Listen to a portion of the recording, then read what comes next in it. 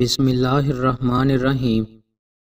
رسول اللہ صلی اللہ علیہ وآلہ وسلم نے ارشاد فرمایا، احد ایسا پہاڑ ہے جو ہم سے محبت کرتا ہے اور ہم اس سے محبت کرتے ہیں۔ رسول اللہ صلی اللہ علیہ وآلہ وسلم نے ارشاد فرمایا، جو شخص اہل مدینہ سے دھوکہ کرے گا تو وہ اس طرح پگھل جائے گا جیسے نمک پانی میں گھل جاتا ہے۔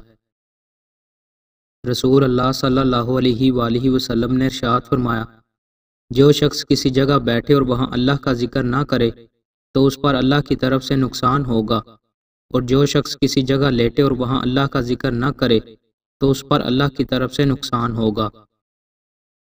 رسول اللہ صلی اللہ علیہ وآلہ وسلم نے ارشاد فرمایا، اللہ تعالیٰ فرماتا ہے، میں اپنے بندے کے گمان کے ساتھ ہوں، جب وہ مجھے یاد کرتا ہے تو میں اس کے ساتھ ہوتا ہوں، اگر وہ مجھے اپنے دل میں یاد کرتا ہے تو میں بھی اسے اپنے دل میں یاد کرتا ہوں، اور اگر وہ مجھے کسی جماعت میں یاد کرتا ہے تو میں اسے اس سے بہتر فرشتوں کی جماعت میں یاد کرتا ہوں۔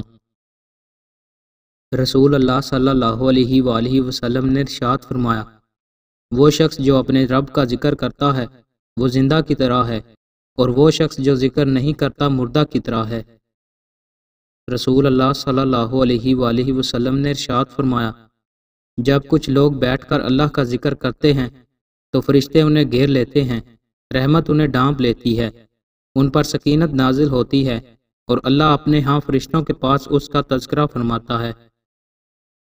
رسول اللہ صلی اللہ علیہ وآلہ وسلم نے ارشاد فرمایا، اگر کوئی شخص اجازت کے بغیر تمہارے ہاں جھانکے اور تم کنکری مار کر اس کی آنکھ پھوڑ دو تو تم پر کوئی گناہ نہیں ہے۔